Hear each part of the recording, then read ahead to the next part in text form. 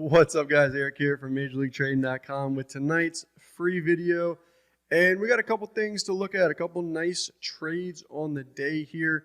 Could have managed them a little bit better here than I did, but I did have to leave the desk at a certain point today.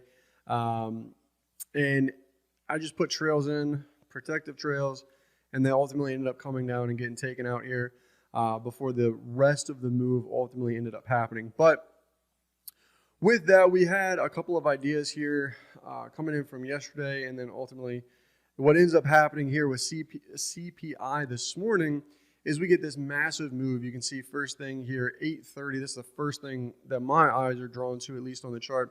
At 8:30 this morning, that's a 25.5 point range bar on a 5-minute chart for the S&P. So that's a big, big move, right?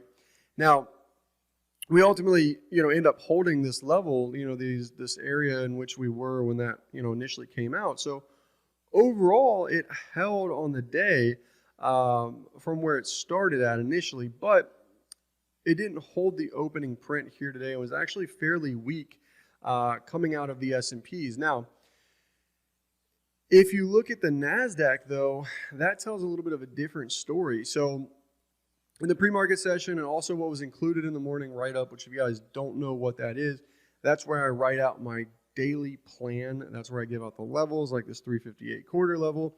It's where I say, hey, I'm looking for a divergence into this level. It's like, hey, if we break above this level, we can go here. If we hold it, then we can do this. And that's my daily plan. That's what guides me throughout the whole day. That had like the CRM plan in it and all of the things, right? So coming into earnings season, it's I don't know. I just think it's, if you're going to be a trader and if you're going to try and trade the earnings season or the markets in general, then I definitely think it's worth it to go ahead and do so. And there's a link down beneath this video or in the description on YouTube. But with that being said, the game plan here for today was to long 15 358 quarters here, looking for a pullback to that level, see if it'll hold, and then get something going. And as you can see, the NASDAQ actually is able to do that. It had a pretty decent range on the day, 163.75 points here out of the NASDAQ on the day. But the thing in which stands out here to me on the day is the Dow. So the Dow was actually fairly weak. It found some resistance up here at this 34,766 level. You can see we initially popped up, traded through it, pulled back, and then just unable to really get anything going through it. And then stayed relatively weak all day here and just worked its way into the downtrend.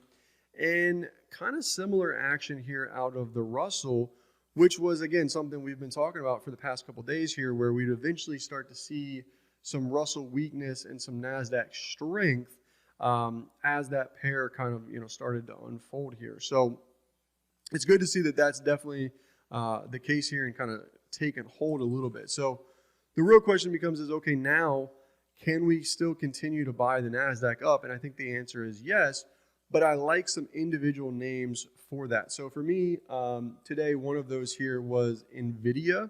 And if I find, there it is. In Nvidia, we actually ended up taking a trade in here today. So I traded the 435 calls. It was good for $399 on the day. Now, I picked this position up right down in through here, and then ultimately trailed out right basically here, just under 436s on this one. So it caught a pretty decent move, about 4 points or so on the stock, and it was just a little over $1.30 on the options contract. So I only ended up having 3 contracts of this. I picked them up for $420. You can see they closed at 735s here. But this is 439.90s. This is new all-time highs for Nvidia. So this is now tomorrow, which it waited until the after-hour session to do it here, is going to be new all-time highs. So as long as the market is holding tomorrow morning, and this thing is just up over 439.90s, then I like this one for continuation to the long side. Again, as long as the market continues to hold. It was a really, really solid setup today. And I'm going to do a breakdown video on my entry, my exit, the levels, all of the things for the mentorship group as well. So for those of you listening that are already in that, I'll go ahead and post that in the chat as well. We'll break down everything with this trade inside of that. So that was Nvidia. Again, could have done a little bit better if I had given it the room, essentially, and wanted to hold this one from a swing perspective. It just took a little bit more of a pullback than I kind of expected that it would. And again, it didn't get those new all-time highs, at least until the after hours.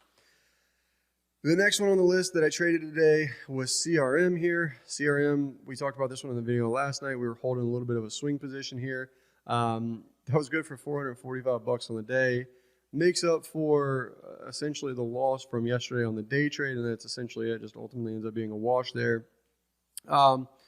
This position, I totally mismanaged this one here. I just choked it out a little bit too soon. So I ended up putting stops in right up through here on this one ultimately as I was getting ready to leave the desk, and that obviously came down and got stopped out, and then never broke trend, continued to work. It was a daily, weekly chart play, and I kind of choked it out a little bit too soon. So I got out of that down at like $1.35, I think it was. I think were the fills there, and you can see that closed at $2.66. So left like $1.30-ish worth of room on the table with 18 contracts, whatever that ultimately ends up being the math on that one. So super unfortunate on that one. And again, that was just my fault for kind of choking it out a little bit too much there. But the plan, there you go. She got it out. I don't know if you guys could hear that or not, but anyway, so the plan in here was, let it hold the opening print from yesterday, that 222.06s, and then work its way, into the trend today and get that breakout from the daily, weekly charts, which we ultimately did end up getting in here. So I'm going to be interested in buying pullbacks in CRM and Nvidia into tomorrow.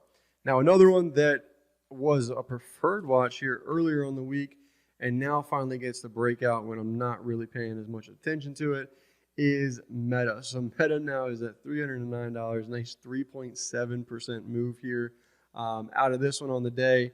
And at this point, it's getting a little bit too far for me to continue to want to chase this one up.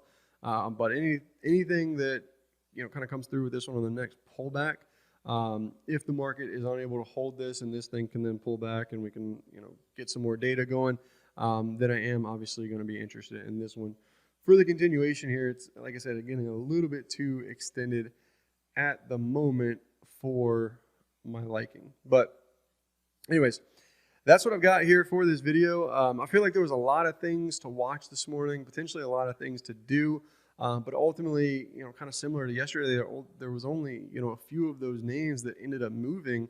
And that rally this morning just seemed super, super, super slow. And then the flush came. Obviously, I was away from the desk.